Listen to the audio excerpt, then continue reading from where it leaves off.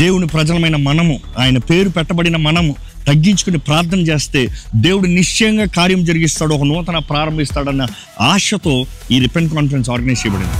3 రోజులు బలమైన ఆరాధన, దేవుని వాక్యం ద్వారా మనం సరిదిద్దుకునే వాక్యములు, అదే రీతిగా దేవుని సన్నిధిలో ప్రార్థనతో, విజ్ఞాపనతో బలమైన విడుదల, జయము, స్వతంత్రత కార్యాలని పొందుకుందాం. మీ భారాన్ని తీసుకుని రండి, దేవుని పాదాల దగ్గర పెట్టి ఆయన ఇచ్చే స్వతంత్రతతో ఇక్కడ నుండి వెళ్దామండి.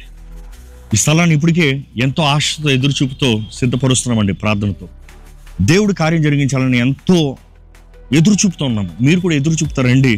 ఎదురు చూపు కలిగిన వారి జీవితంలో దేవుడు నిశ్చయంగా కార్యం జరిగిస్తాడు. అదే సమయం అవసరతలు ఉన్నవారు, పోరాటాలు ఉన్నవారు, మీకు తెలిసిన బంధుమిత్రులు, స్నేహితులు ఎవరైనా సరే, వారికి ప్రార్థన సహాయం కావాలంటే వారిని కూడా తోడుకుంటారు. పిలుపు స్పష్టంగా ఉంది, ఆహ్వానం మీ ముందుంది.